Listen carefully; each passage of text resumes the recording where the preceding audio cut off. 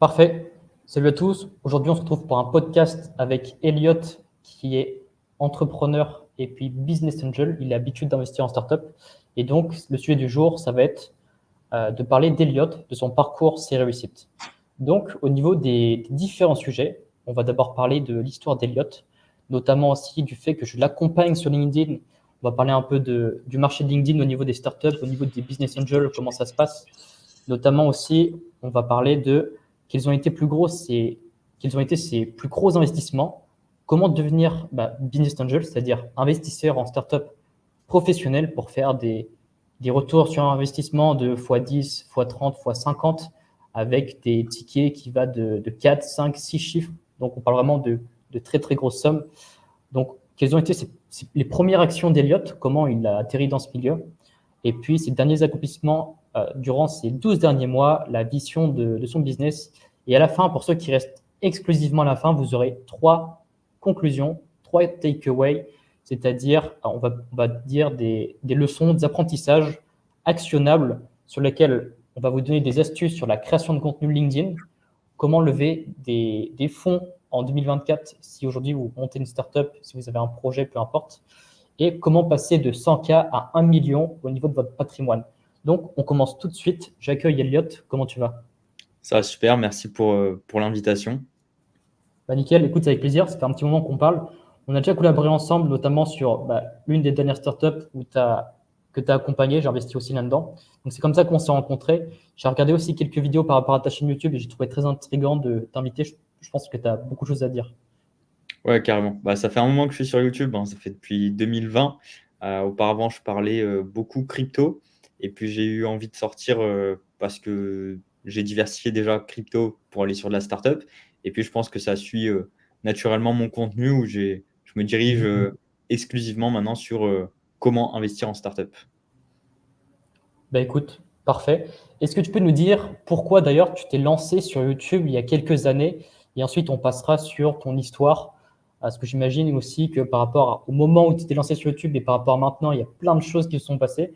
Juste pour connaître tes motivations, parce que je me lance aussi en même temps sur YouTube, donc c'est important je trouve ça intéressant d'échanger avec d'autres créateurs de contenu. Moi, de mon côté, pourquoi je me lance sur YouTube et d'ailleurs pourquoi je publie ces vidéos sur YouTube, pour ceux qui se demandent, parce que vous avez l'habitude de me voir sur Twitter, sur LinkedIn, mais très très peu sur le format vidéo. On va dire que je débute le format de vidéo parce que je trouve que c'est un format qui est hyper intéressant. C'est le format où on peut apporter aussi le plus de valeur, où il y a le plus de transparence. Et notamment, si on veut construire son personal branding pour le long terme, si notamment plus tard j'ai envie de lever des fonds ou faire d'autres projets, je sais qu'avoir une présence en ligne, vidéo, surtout sur YouTube, c'est un excellent actif. Et donc, je te laisse parler, Elliot, et ensuite déboucher sur ton histoire où tu en es aujourd'hui. Complètement. Pour rejoindre à ce que tu dis, c'est vraiment gros social proof. Et on va dire, plus on augmente en niveau de richesse, euh, moins on a par exemple, si tu vas à Dubaï, tu vas jamais être le plus gros d'un point de vue business. Par contre, d'un point de vue audience, social proof, être connu, entre guillemets, là-dessus, ça t'apporte pas mal d'avantages. Donc, pourquoi j'ai commencé sur YouTube? Moi, c'était en 2020, tout simplement parce que je commençais sérieusement à investir en crypto-monnaie et je trouvais personne qui partage, on va dire, son parcours sur YouTube de manière transparente, qui ait réussi, on va dire, en partant de zéro sur l'investissement. Généralement, il y a des personnes qui partagent ça, mais d'un point de vue business, moi, de base, je suis vraiment que investisseur, même si je n'avais pas d'argent, hein. En gros, 2019, j'avais quelques centaines. 2020, voilà, j'avais 4 000 € et je vais détailler ensuite. Mais voilà, je commençais vraiment de zéro d'un point de vue investissement et je me dis, si jamais je réussis dans l'investissement, eh bien, j'aurai au moins une social proof, un parcours à partager sur YouTube et j'aurais montré que c'était possible. Bon, au final, c'est arrivé plus vite que prévu. En quelques années, j'ai bien explosé. Mais voilà, c'était vraiment ça l'idée globale. Et surtout que je me disais à l'époque, vu que je faisais du contenu crypto, que le marché crypto va être amené à être démocratisé. Et si un jour je veux être leader sur ce marché, d'un point de vue personal brand, eh bien, il faut que je commence maintenant. Et du coup, j'ai commencé mes premières vidéos. On peut encore les trouver, hein. J'étais assis devant ma télé à faire en mode présentation. Voilà. Mais vraiment, c'était dur, hein, comme tout type de contenu vidéo, pour se lancer. Mais une fois qu'on est lancé, petit à petit, on y arrive. Pareil, aujourd'hui, j'ai des méthodes, on va dire, pour faire du contenu assez rapide sur YouTube. Ce n'est pas des vidéos très posées et très entertainment. Par contre, j'apporte quand même pas mal de valeur. Donc voilà, c'est le type de contenu qui me convient où je ne me prends pas trop la tête à faire tout ça. Ok, bah écoute, parfait. Justement, il y a plusieurs trucs qui m'ont intrigué par rapport à ton histoire, à ton parcours.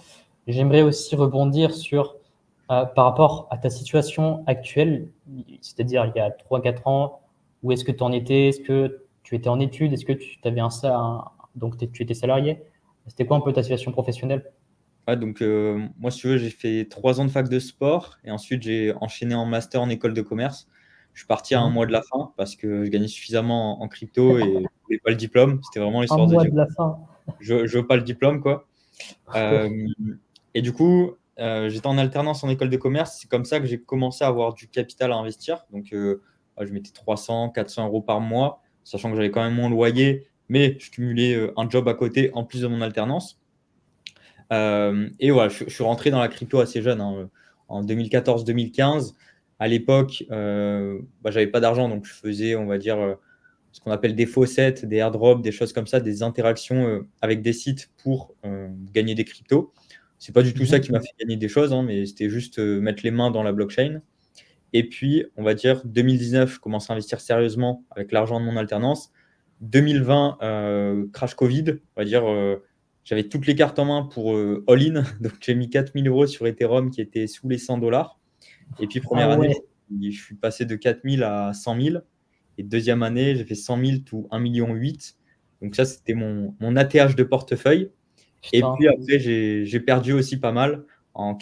Allez, en 6 mois, j'ai reperdu 1 million derrière. Donc ça a été assez intense d'un point de vue Grosse émotionnel. montagne russe.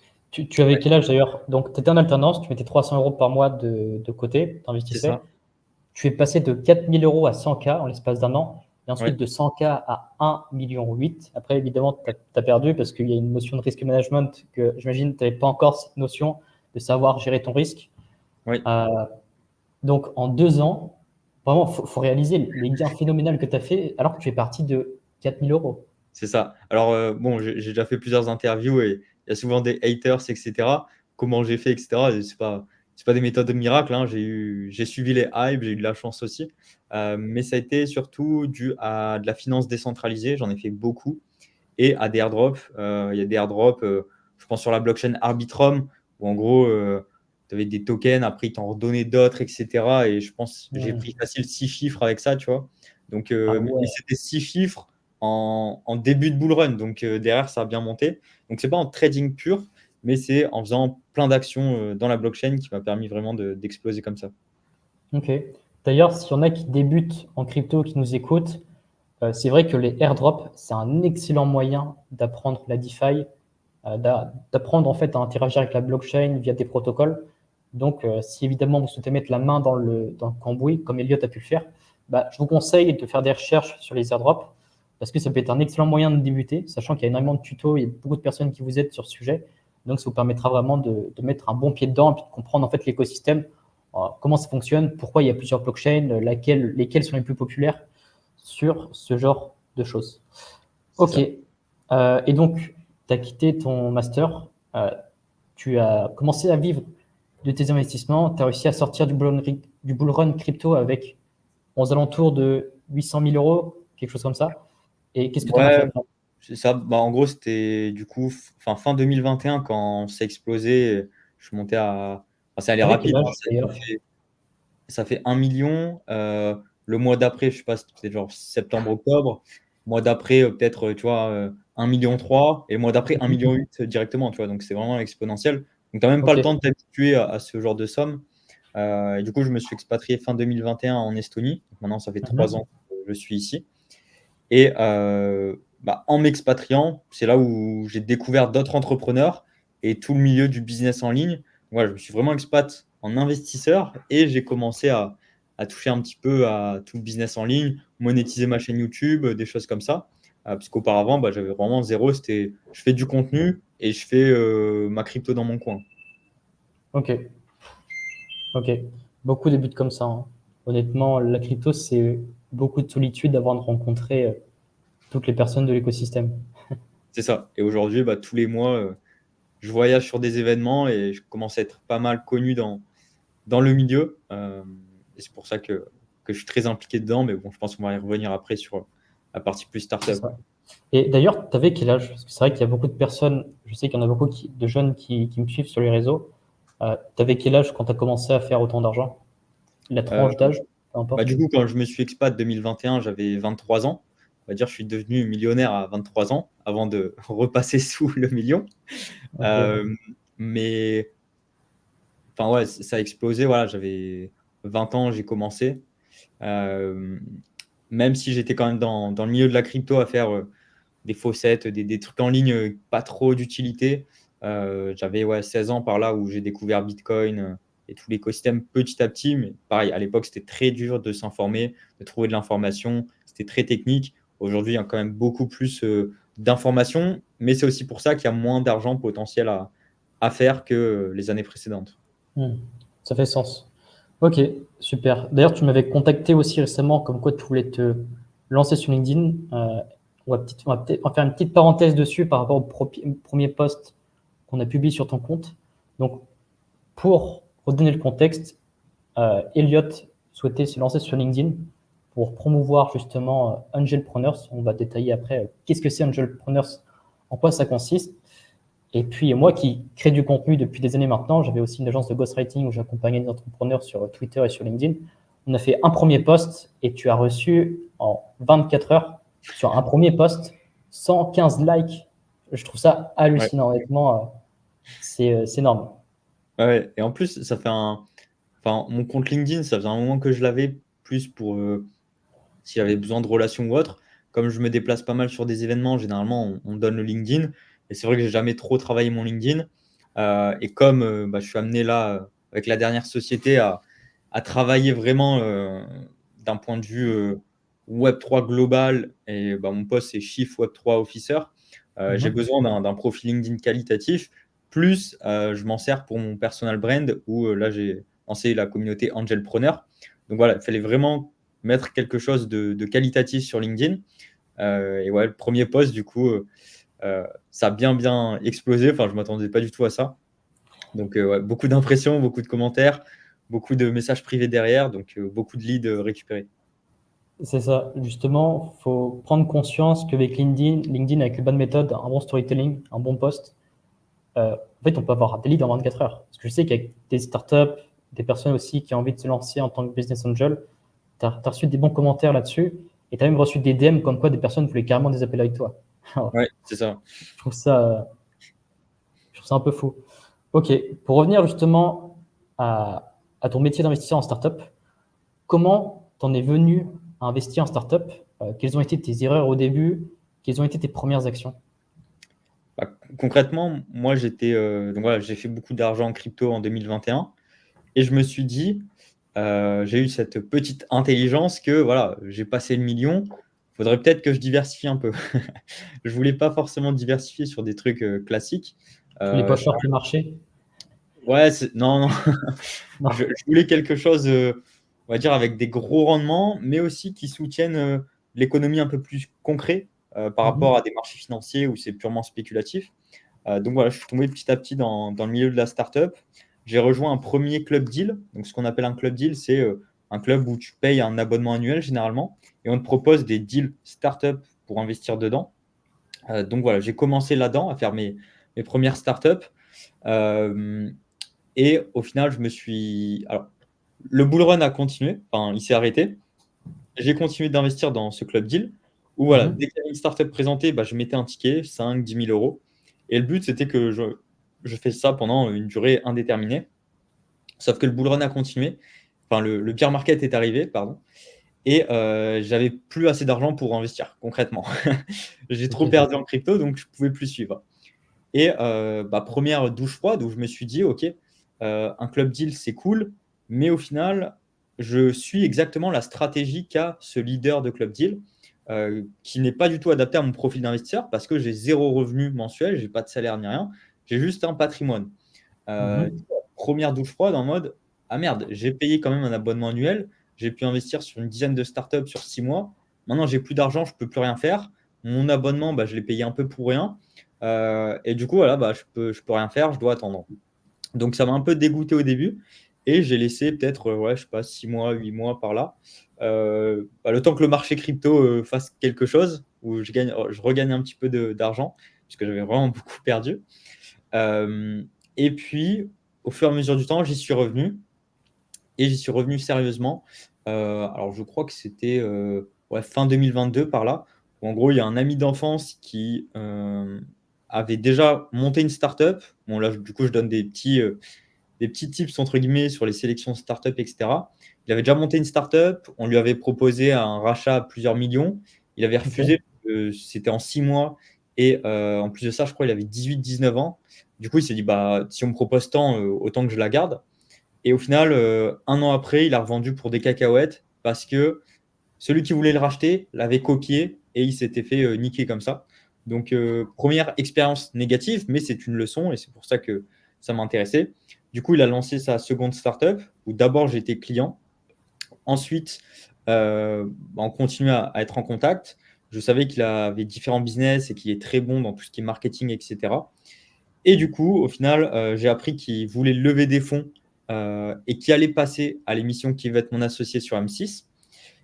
Et Ok. puis, j'ai décidé, on a décidé ensemble que moi, je voulais investir dans sa boîte et puis j'allais l'aider à lever des fonds au lieu qu'il lève des fonds avec l'émission. Parce que bon, c'est Mhm. un peu surjoué et puis c'est pas des très bons deals pour les entrepreneurs.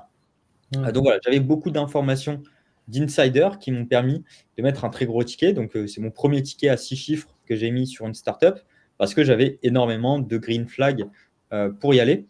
Et du coup, je me suis occupé au final de sa levée de fonds qui était plutôt petite. Je crois que j'ai levé 400 000 euros, quelque chose comme ça. Mais bon, il y avait déjà mes 100 000. Et après, c'était que des tickets de 25 à 50K. Donc bref, avec 10-15 personnes, c'était bouclé. Donc ça m'a pas pris beaucoup de temps. Mais c'était ma première expérience de levée de fonds en startup et mon plus gros investissement aussi en startup. Donc c'est comme ça que je me suis dit, ah ouais, au final, j'aime bien vraiment. Et je crois que sur la startup, j'ai envie de faire quelque chose. Euh, et au final, j'ai continué euh, à rentrer dans un second club deal, puis un troisième club deal. Pareil, le but, c'est de gagner en réseau, de gagner en expérience, de gagner en visibilité des deals, parce que tu as des club deals, ça va être que sur les boîtes aux US, que des boîtes françaises, etc. Donc, j'ai pris un gros aperçu de tout ça. Et également des sortes de club deals, pas forcément pour des startups, mais plus pour la partie réseautage. Et du coup, sur la partie réseautage, là-dessus, pareil, je me suis rendu compte qu'il y avait vraiment un manque d'informations, comme sur les club deals. Les club deals, on paye, on investit sur des startups et on n'a pas d'informations. On suit juste ce que le leader fait.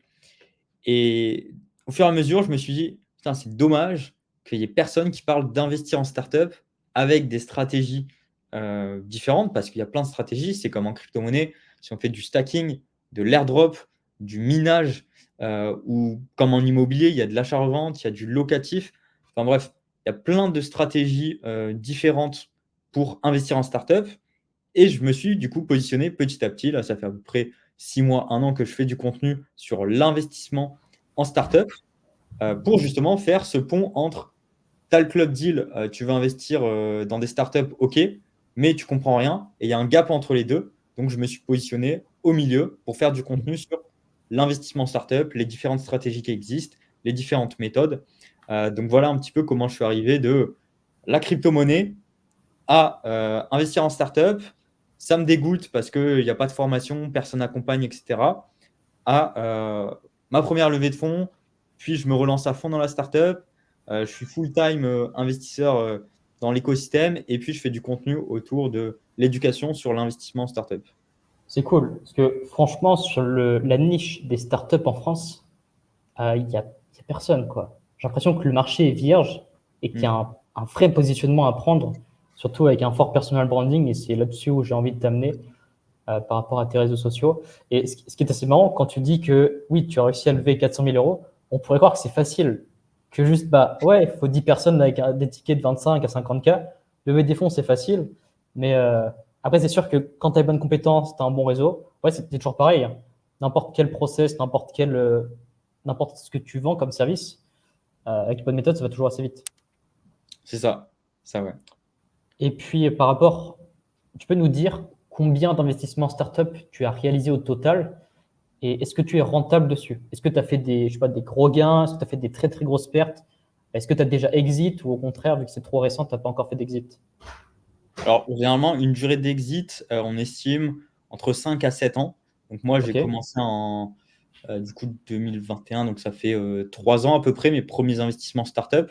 Je n'ai pas fait d'exit à proprement parler, sachant qu'il y a sur 3 boîtes où j'ai pas besoin de faire d'exit pour gagner de l'argent. Ça, faut le savoir, il y a très peu de personnes qui connaissent différentes méthodes d'investir aussi. Mhm. Concrètement, aujourd'hui, j'ai plus d'une vingtaine de startups dans mon portefeuille. Donc, voilà, au bout d'un moment, on arrête de compter.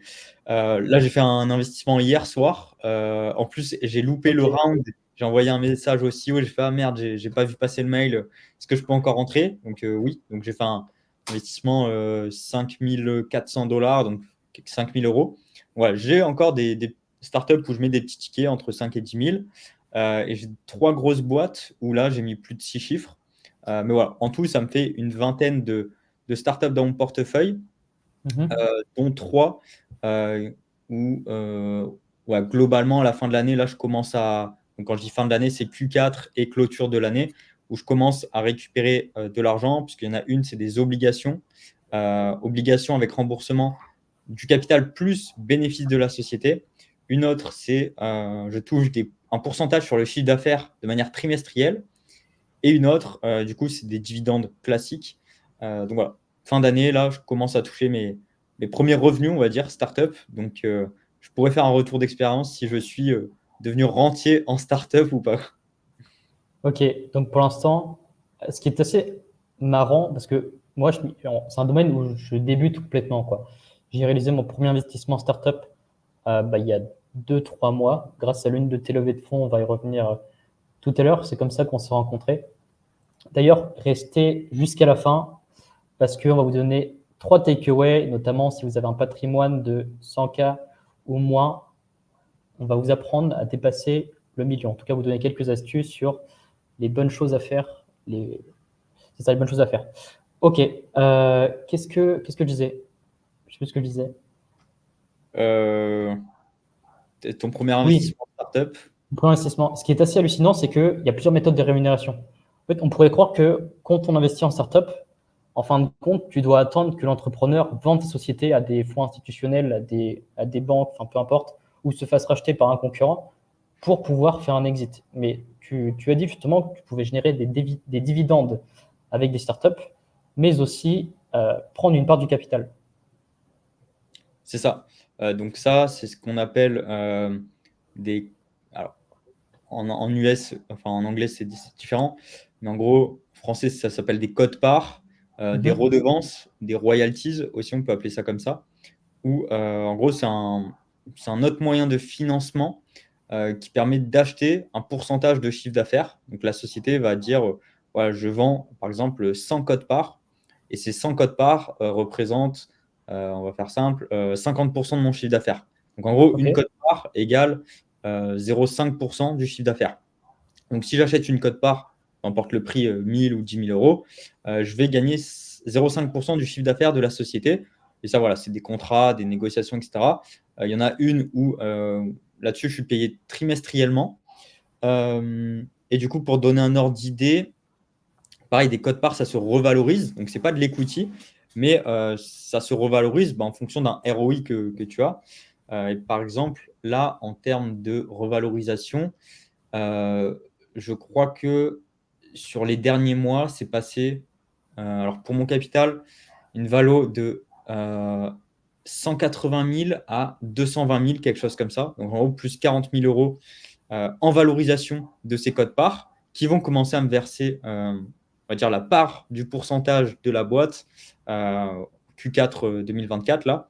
Et Ok. l'avantage de ce mode de financement, c'est vraiment pour viser du cash flow, donc avoir de l'argent rapide. C'est en fait, tu es payé sur le chiffre d'affaires et donc sur le bénéfice. Donc, tu es payé avant tout le monde, avant les charges, C'est avant fou quand les même. impôts, avant aussi les actionnaires qui recevront peut-être des dividendes. C'est vraiment, Mhm. on touche un pourcentage du chiffre d'affaires. Et ça, c'est assez rare, c'est pas encore très développé, mais ça commence à venir sur différentes boîtes où ça permet clairement, là, c'est une solution pour être rentier en tant qu'investisseur en startup. parce qu'on est payé sur le chiffre d'affaires tous les trimestres. Donc, tous les trimestres, sur ton compte bancaire, tu as ça qui tombe. C'est un impôt, enfin, tu as un impôt sur le revenu à payer derrière, mais c'est vraiment un revenu 100% passif où tu n'as rien fait, quoi. C'est assez fou là-dessus. Je pensais pas que ça existait honnêtement. C'est assez intéressant de voir qu'il y a des méthodes comme ça qui sont en train de se démocratiser en France. Parce que j'imagine que c'est peut-être surdéveloppé aux US, mais qu'en France, c'est encore tout nouveau et que les Ouais, startups qui utilisent le mode, c'est assez ouais, rare. quand même, quand même. Bah, c'est comme le contenu investir en startup US. Il n'y en a pas tant que ça, hein, quand même. Il y a Ok, beaucoup parlent de créer sa startup, beaucoup parlent de lever des fonds, mais personne parle d'investir en startup, tu vois. Donc, il y a vraiment un côté éducatif à mettre ici, quoi. ok, ok, je suis tout à fait d'accord avec toi. Pour revenir sur une question qui en intéressait beaucoup, c'est quels ont été tes plus gros accomplissements sur ces 12 derniers mois, notamment ta dernière levée de fonds, si tu peux nous en dire un peu plus. Ouais, carrément. Donc, c'est la société Frigom. Pour faire très simple, Frigom déploie une nouvelle infrastructure Internet qui va accélérer toutes les transactions Internet. Et du coup, quand je dis Internet, c'est Web 2 et Web 3, donc toutes les blockchains. En gros, ça agit sur la couche d'Internet, ce qu'on appelle le TCP/IP. Pour donner un petit peu de contexte, qui est dans la team, il y a les deux créateurs du TCP/IP, donc d'Internet, qui sont Louis Pouzin et John Day. Donc, c'est des personnes plutôt âgées, mais c'est ceux qui ont créé Internet concrètement. Et on a aussi une personne qui est citée dans le white paper de Bitcoin qui travaille avec nous. Donc voilà, c'est des grosses têtes. C'est un projet très tech. Le CEO, ça fait, on va dire, une dizaine d'années qu'il bosse sur le projet. Ça fait 6 ans, il a créé la boîte. Et on va dire, toute cette partie-là, c'était vraiment recherche et développement. Et aujourd'hui, on est sur le produit est live, le go-to-market. Donc, c'est pour ça que j'ai rejoint, il y a quasiment pile un an, la boîte pour faire la levée de fonds. Et au final, je suis amené à travailler beaucoup plus avec eux. Donc, concrètement, comment ça s'est passé? Je venais de finir une levée de fonds pour une startup, c'était l'an dernier. Et il y a le fils, du coup, qui est aussi dans la société du CEO, qui me contacte parce qu'on se connaît sur les réseaux sociaux. Et il me dit, voilà, Elliot, mon père fait une boîte tech, il cherche à lever des fonds, est-ce que ça t'intéresse? Je lui dis, ouais, toujours. Enfin, moi, je suis très curieux et c'est comme ça que je me crée mon réseau. Donc, voilà, son père m'explique le projet. Je comprends rien du tout. Un truc très, très tech. Valorisation 20 millions. Il y a 2 millions d'euros à lever. Moi, j'avais jamais fait plus de 500K, grossièrement, en equity. Donc voilà, je laisse passer du temps, mais je voulais pas dire non, mais c'était clairement un non. Enfin, je comprenais rien du tout. Il me relance plusieurs fois. Au final, on se rencontre. Je ne vais pas rentrer dans les détails, mais il vient en Estonie. On, on devait faire un deal avec un investisseur. Au final, on annule parce que c'était un peu scammy, etc. Et en passant du temps avec lui, je comprends l'entrepreneur, je comprends le projet et je vois la dimension Web3 que je peux apporter. Du coup, je lui dis, écoute, on annule le deal avec l'investisseur qu'on a. Moi, je suis chaud d'investir. Par contre, j'ai envie de cofonder la branche Web3 de ta société. Donc, c'est ce qui s'est passé. Donc, aujourd'hui, je suis cofondeur de Frigom, qui est la branche Web3 de Frig Technologies, pour faire assez simple. Ok. Euh, et du coup, voilà, donc j'ai investi dans la maison mère Frig Technologies, on va dire, et j'ai cofondé la Frigom, la branche Web3. Euh, donc voilà un peu comment ça s'est passé. Et surtout que j'ai dû lever des fonds. Donc il y avait 2 millions d'euros à lever. Moi, j'ai mis 200 000, donc il y avait déjà 10% grossièrement. Mais après, lever 1,8 million, j'avais jamais fait. Je ne savais pas comment j'allais le faire. J'ai juste dit oui et puis on verra. Donc voilà, Comme un entrepreneur. ouais, c'est ça. Donc 6 mois après, on peut voir que c'est bon, c'est fini. Mais je ne savais pas du tout comment j'allais faire. Et du coup, c'était un gros challenge pour moi. Et les premiers points importants, c'était vraiment le positionnement pour faire cette levée de fonds, à qui on s'adresse, etc. Bon, comme un business classique, hein, persona type, etc. Et pendant 3-4 mois, j'étais là à tester des angles, à en parler à mon entourage, parler à des personnes, etc. Je me suis pris plein de murs. D'ailleurs, dommage à ceux que j'ai eu en call au tout début où l'idée n'était pas claire, parce que je pense qu'ils se mordront les doigts un peu plus tard. Mais bon, c'est aussi le jeu où je les ai contactés en premier puisque c'était ma communauté. mais Mhm. je n'avais pas forcément assez de matière. Du coup, ils sont restés sur l'idée de base. Et au final, c'est tellement évolué de manière positive qu'ils n'ont pas forcément suivi derrière. Mais bon, voilà, ça s'est fait comme ça. Donc voilà, au moins 3 4 mois de préparation.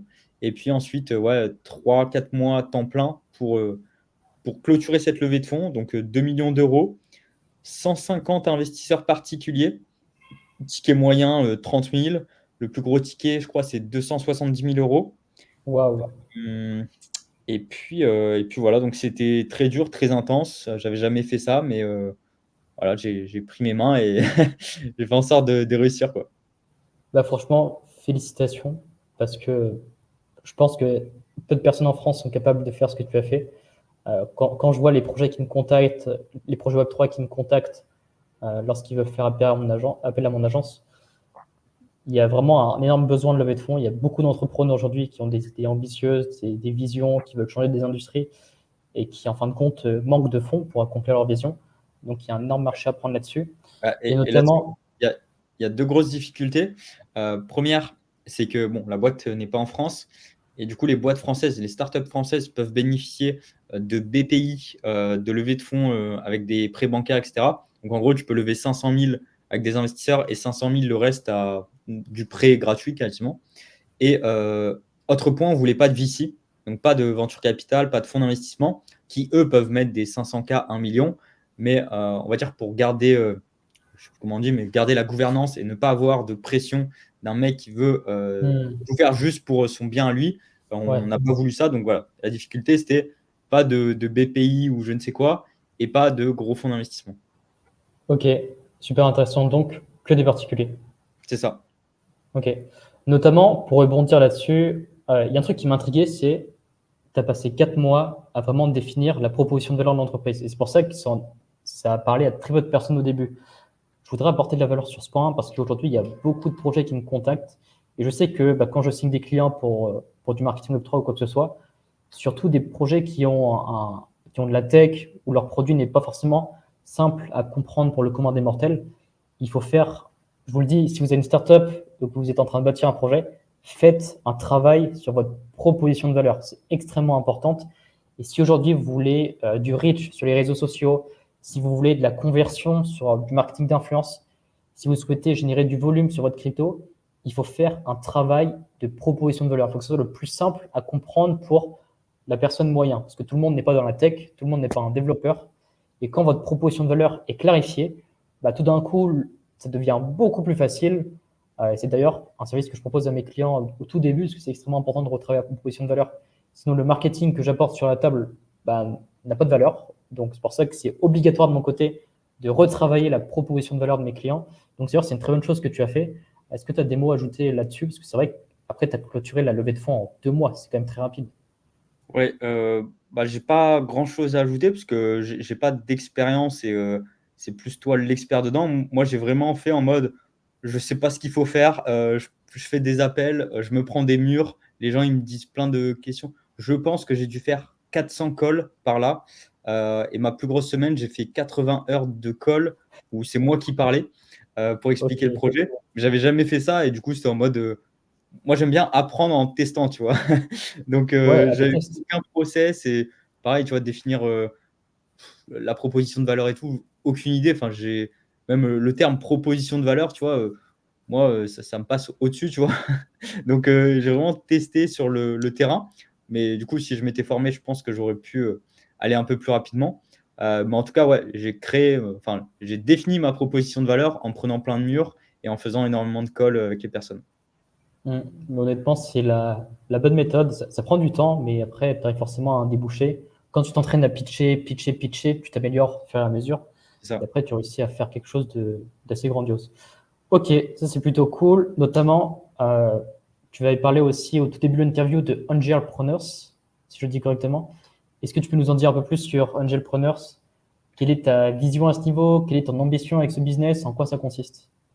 Ça, donc, pour l'instant, moi, j'aime bien communiquer, créer beaucoup de contenu. Donc, ça fait presque un an, je fais du contenu startup, un peu de Web3, crypto, j'essaie de moins en moins, mais vraiment startup à fond. Euh, Mhm. et le truc, c'est que sur YouTube, voilà, tu donnes, mais tu n'as pas forcément de retour. Donc, je voulais faire une communauté qui permet de rassembler. Alors, business angel, c'est un grand mot, hein. Tout le monde peut être business angel. Toi, Bastien, tu es business angel puisque tu as investi dans une startup, entre guillemets.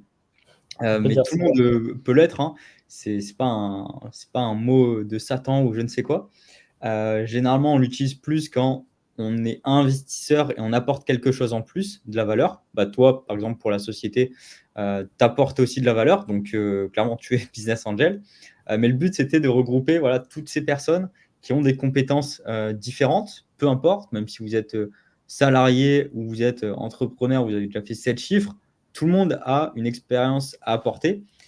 Et en plus de l'expérience, j'aime bien dire, euh, on va dire la motivation. Parce que moi, je ne suis pas le meilleur dans plein de domaines. Par contre, je sais où aller chercher l'information et je suis surmotivé. Donc, c'est pour ça que j'arrive à bien réussir dans pas mal de domaines. Voilà, le but, c'est de faire une communauté. Tout le monde apporte de la valeur. Si quelqu'un connaît l'industrie, voilà, toi, Bastien, Web3 marketing, création communautaire, etc. Si jamais il y a une startup qui est intéressante d'investir dedans, on va la mettre dans la communauté. Toi, tu vas pouvoir jeter un œil, donner ton avis, et pourquoi pas, tu vas pouvoir les prendre en tant que client. C'est aussi le but de se créer des opportunités. On peut lever des fonds pour une startup, on peut adviser, mais aussi on peut les avoir en client ou être prestataire parce qu'il y a des besoins et une boîte, une fois qu'elle a levé des fonds, elle a besoin de recruter. Donc, si on a des talents au sein de la communauté, c'est encore mieux. Donc, on peut trouver des opportunités. Donc, Angelpreneur, le but, c'est vraiment de regrouper des personnes qui souhaitent ou qui ont déjà investi en startup, qui n'ont pas forcément d'entourage et qui veulent se diriger vers un investissement plus concret que juste des marchés financiers, juste spéculer, et qui veulent voir l'évolution aussi de leur startup avancer et apporter chacun sa pierre à l'édifice, suivant le temps qu'on a. Ça peut être vraiment des trucs tout bêtes, hein, genre juste liker sur Twitter ou des choses comme ça, mais ça apporte toujours quelque chose à la startup et ça Ouais. nous donne l'impression de contribuer à l'évolution d'une boîte. Donc c'est vraiment ça qui me fait kiffer, moi, c'est partager tout ça au sein de la communauté et que chacun puisse apporter, qu'on puisse trouver des synergies ensemble. Ok, honnêtement, tu as très bien résumé la chose. C'est plutôt très, très propre.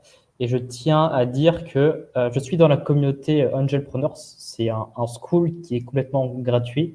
Donc, je vous conseille de le rejoindre. Le lien sera juste en description.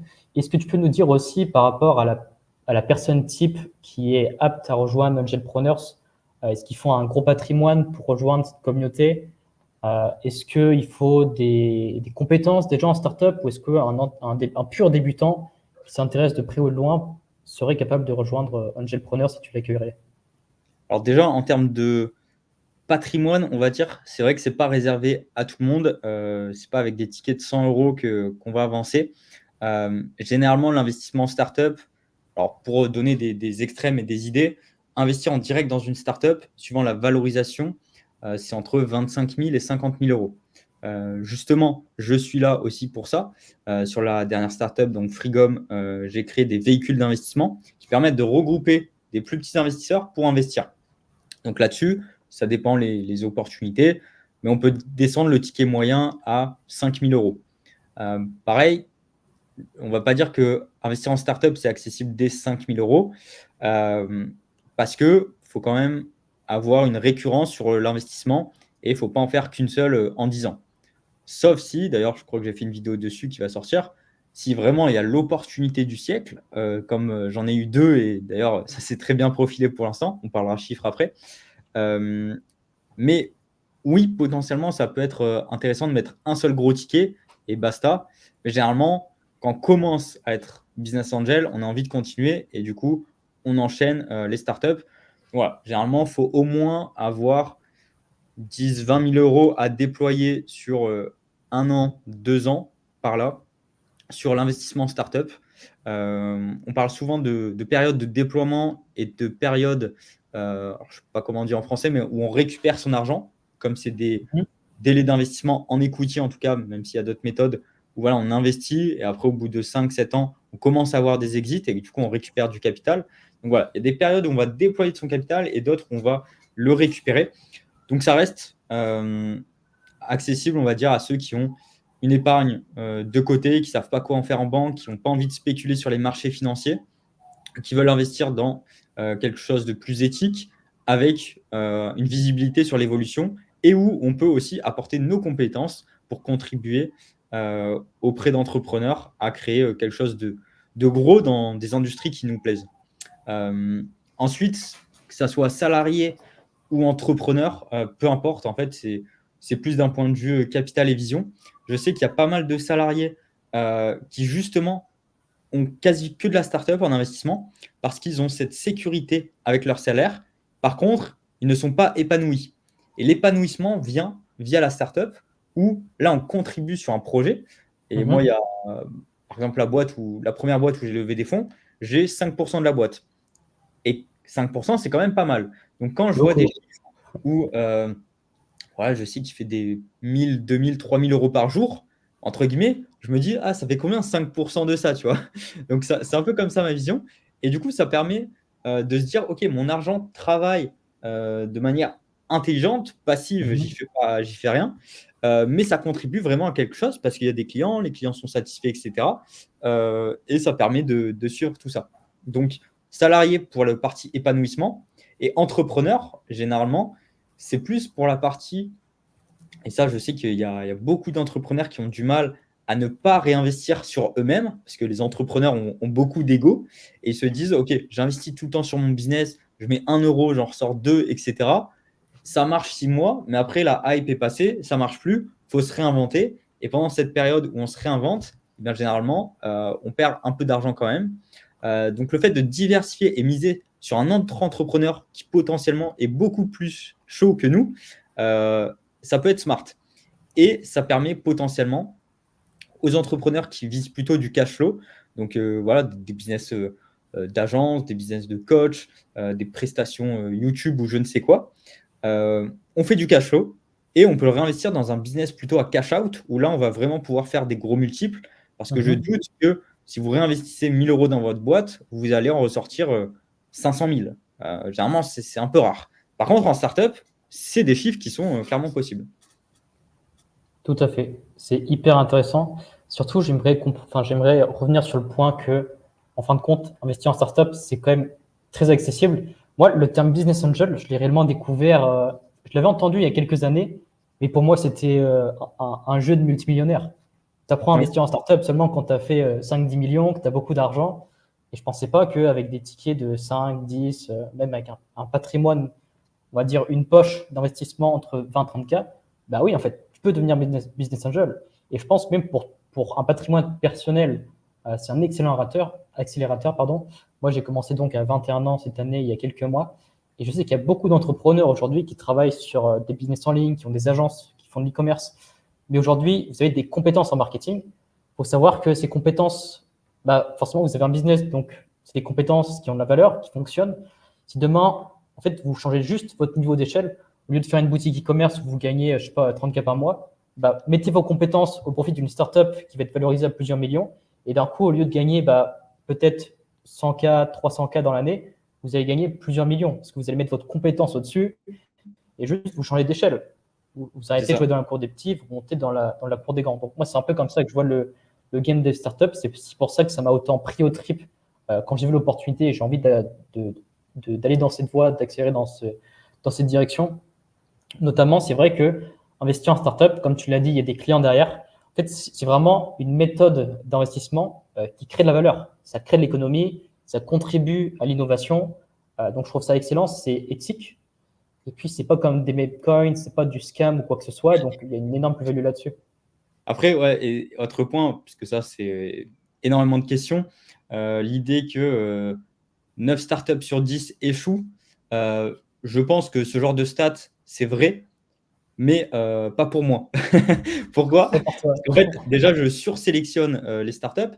Et en fait, quand on dit pour que les startups échouent, du coup, on fera une vidéo ensemble aussi pour parler LinkedIn et Business Angel. Quand on se brand Business Angel sur LinkedIn, on a plusieurs fois par semaine des pitchs d'entrepreneurs, donc des présentations de leur business. Et ouais, les mecs, c'est pas des entrepreneurs. C'est juste un mec qui a sorti un brevet de je ne sais quoi. C'est juste un mec qui est au chômage, qui sait pas quoi faire, qui a eu une idée. du style, je veux vendre des caleçons en forme d'éléphant, tu vois. Mais c'est des genres d'idées qui rentrent en compte dans ces stats de startup. Donc, ouais, Ouais, ouais. les mecs, c'est pas des entrepreneurs, c'est juste un mec qui a une idée. Oui, il peut la pousser loin, mais s'il n'a pas l'expérience, s'il n'a pas déjà fait une boîte, s'il n'a pas déjà revendu, s'il n'a pas eu d'erreur, bah, moi, c'est pas sur le genre de cheval que je mise. Donc, oui, ce genre de stats, c'est réel. Mais par contre, avec un réseau, si on sursélectionne, là-dessus, je pense on réduit énormément le risque. Et je pense que c'est même moins risqué de investir sur des startups, sur d'autres Mhm. entrepreneurs, plutôt que de réinvestir tout le temps dans sa même boîte. On va tout centraliser. Et si du jour au lendemain, notre marché, notre produit, il est plus bon, ben on n'a plus rien. Alors que si on a diversifié, on a quelques pourcentages de startups à droite à gauche, où là, tu as d'autres marchés qui fonctionnent, les entrepreneurs, ils sont hyper chauds, ils sont bien entourés et tout, bah, ça te permet de sécuriser justement ton patrimoine où toi, tu arrives à faire des 10 000 par mois. Et ces 10 000, tu vas peut-être prendre 3 000 par mois et investir sur des startups. Et que tu sais, peut-être dans 5-7 ans, tu vas récupérer 50, 100 000 ou plus. Donc, c'est plus comme ça que j'ai cette vision. Tout à fait, ça fait entièrement sens. Et c'est vrai que des fois, je reçois aussi des pitchs LinkedIn. Tu te dis, mais comment ils ont eu cette idée, quoi? Vraiment, Ouais, ils sont en train de copier, ils copient-collent des boîtes qui fonctionnent, mais tout est pareil. Il n'y a pas ouais. de fonctionnalités différentes, il n'y a pas d'éléments qui démarquent quoi que ce soit. Des fois, c'est compliqué, honnêtement. Ok. Est-ce que d'ailleurs, pour un pur débutant qui n'a jamais investi en startup de sa vie, peut-être ça peut être, je sais pas, un trader, une personne qui investit en immobilier, une personne qui a pu faire de la bourse, enfin, qui a déjà investi dans sa vie. Est-ce que tu le recommandes de se faire accompagner ou en tout cas de rejoindre une communauté comme la tienne pour pouvoir apprendre à investir en startup et surtout éviter de faire toutes les erreurs qu'un débutant pourrait faire? Ouais, complètement. Alors, moi, j'aime pas dire je suis le meilleur et il faut absolument m'écouter. Par contre, aujourd'hui, alors sur YouTube francophone, il y a vraiment zéro personne qui parle de stratégie d'investissement en startup. Il y a des club deals qui font un petit peu contenu et encore, c'est à l'ancienne, c'est chiant à les écouter, etc. Euh, alors, moi, j'ai plutôt un profil à essayer, me tromper et après, j'apprends la leçon. Mais du Ok. coup, vaut mieux éviter ça parce qu'on perd pas mal d'argent. Euh, mais ouais, le mieux, c'est de s'entourer un maximum de business angels. Donc pour ça, j'ai ma communauté Angelpreneur qui est gratuite pour l'instant.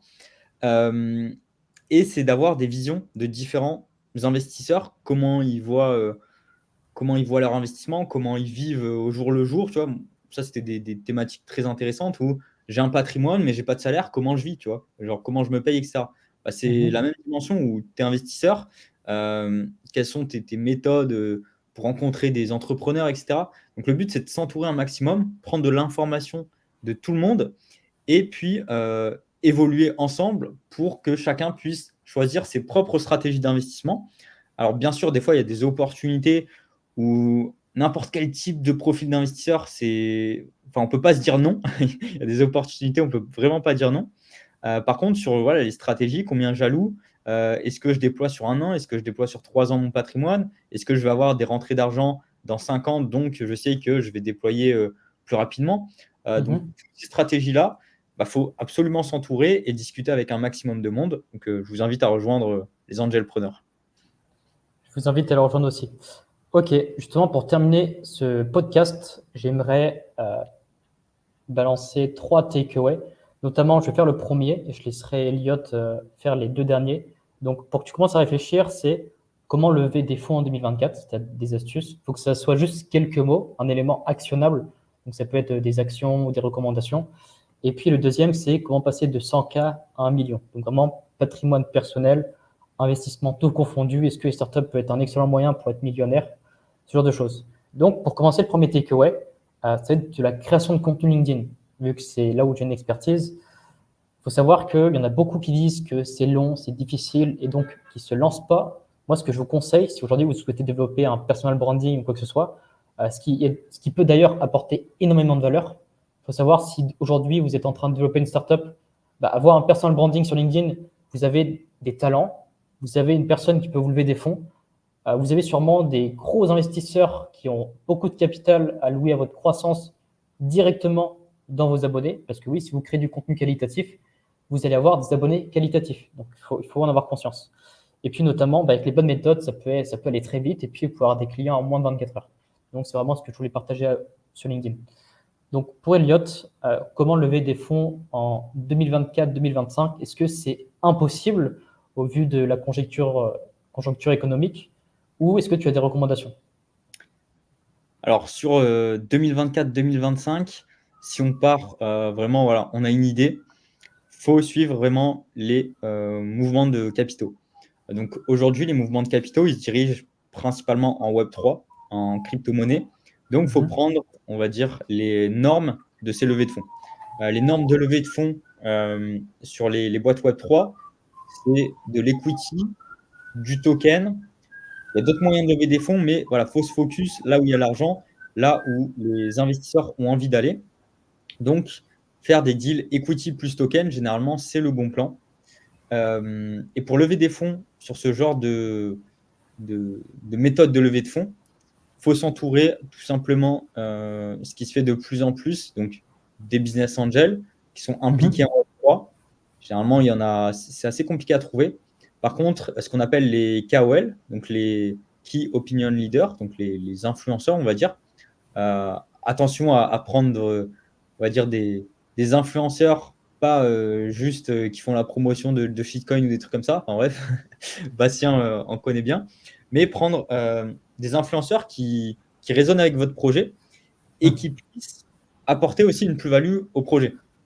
Le fait de lever des fonds avec des KOL, ça permet vraiment de gagner en visibilité immédiatement, gratuitement, sans payer de prestations marketing auprès d'eux, et aussi potentiellement d'attirer leur communauté. J'ai assisté à une conférence, je crois que c'était Cookie 3 en français. En gros, ils font de la mise en relation avec les KOL et les sociétés qui veulent de la visibilité. Et en gros, ils ont une nouvelle méthode de levée de fonds sur les tokens. Au lieu de donner une allocation à l'influenceur, ils donnent une allocation influenceur plus communauté. Donc, c'est des deals beaucoup plus fair qui permet d'incentive beaucoup plus de monde et d'avoir, on va dire, de ne pas avoir un influenceur qui dump. Donc, c'est des hypes de levée de fonds qui fonctionnent. Il faut aller sur ces genres de hype, donc lever en equity plus en token, avec des KOL, voire leur communauté.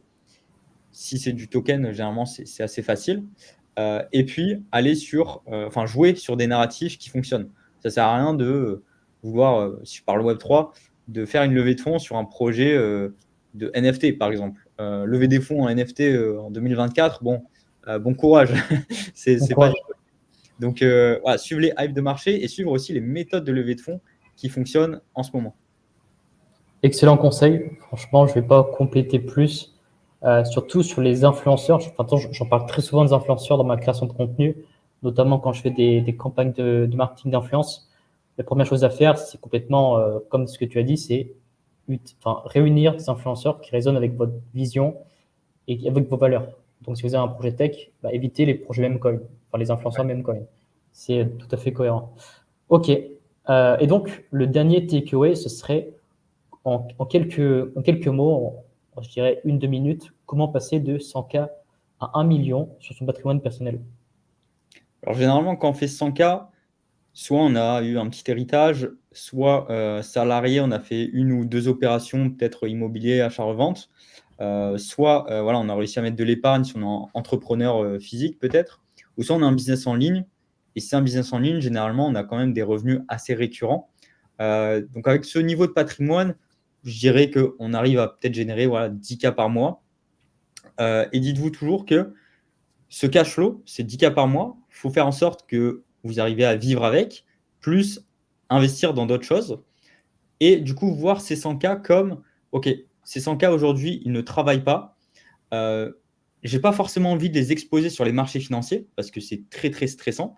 Moi, j'ai envie de sortir de la crypto d'un point de vue spéculatif parce que ça fait 6 ans bientôt que je suis là-dedans. Et des variations à 6 chiffres tous les mois, c'est très fatigant, très épuisant, très stressant. Donc, j'ai envie de sortir de tout ça. Donc, si vous avez un capital que vous ne souhaitez pas mettre à risque sur les marchés financiers avec des fluctuations constantes en crypto ou même sur du S&P 500, par exemple, je crois hier, il y a eu un dump moins 5% sur pas mal de stocks, d'actions, eh bien, l'investissement en startup, c'est vraiment quelque chose de très pertinent. Comme je vous ai dit, cette notion de 9 startups sur 10 qui échouent, c'est vrai, Mais si on les sursélectionne et si on est entrepreneur de base, comme moi ou dans la communauté, il n'y a aucun risque de tomber sur ce genre de startup. Alors oui, il y a toujours des risques d'investir en startup.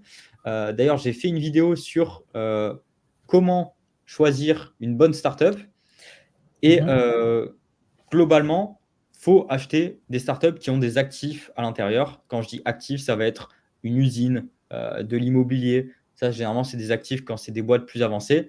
Mais des boîtes en première phase de levée de fonds, on va parler plutôt de propriété intellectuelle et des brevets. Ça te permet de sécuriser vraiment un maximum le patrimoine où on peut mettre des 50K sur une startup. Bah, même si on va dire le projet ne marche plus, on peut toujours revendre les actifs, donc les brevets principalement. Et le fait d'investir sur des boîtes comme ça, avec des gros montants, bien sûr, il faut être à l'aise. Donc pour ça, il faut se former, il faut s'entourer. Mais une fois qu'on met des gros montants, bah, en fait, un multiple reste un multiple. Donc faire un x50 sur 1000 euros, 50K, ça ne va pas changer notre vie. Par contre, faire un x50 sur 10 000 ou 50 000 euros, ouais, là, ça peut vraiment être game changer. Il n'y a que cette classe d'actifs en startup où on peut faire ce genre de multiples. Et je ne parle pas de meme coin ou de shitcoin, parce que même sur des shitcoins, on peut faire un x50, x100, mais on ne va jamais sortir tout en haut. Et tous les influenceurs qui vous disent ouais, x100, en fait, ils prennent un screen, même il y en a qui prennent un screen, et on voit que le token, après, il a fait moins 70%, tu vois. Et ils prennent quand même le screen, on a fait x100. Non, pas du tout. Il n'y a personne qui est rentré tout en bas, personne qui est rentré tout en haut. Par contre, en startup, comme c'est un marché qui n'est pas coté en permanence, bah oui. C'est moins volatile. C'est ça. Bah, en fait, il y a pas de. C'est comme s'il n'y avait pas de liquidité. En fait, on rentre là et on sort là si ça se passe bien. Donc, tout le monde sort en même temps, tout le monde rentre en même temps. C'est pour ça que c'est des phases de levée de fonds, des phases de liquidité. Et sur chaque phase, si c'est revalorisé à la hausse, bah, c'est là où on fait des énormes multiples.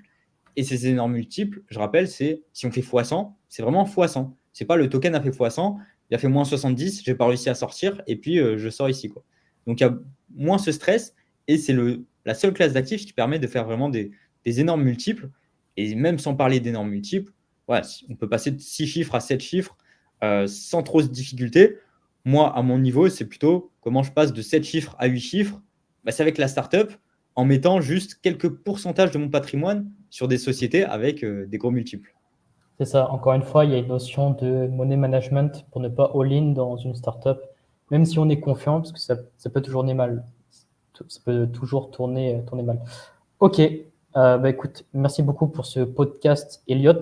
Je vous invite à rejoindre Angelpreneurs, le lien dans la description, à follow Elliot sur YouTube, LinkedIn. Si vous voulez des conseils ou même un audit par rapport à votre compte LinkedIn, contactez-moi en privé. Je me ferai un plaisir de vous offrir un audit pour commencer. Et puis, est-ce que tu as le dernier mot de la fin?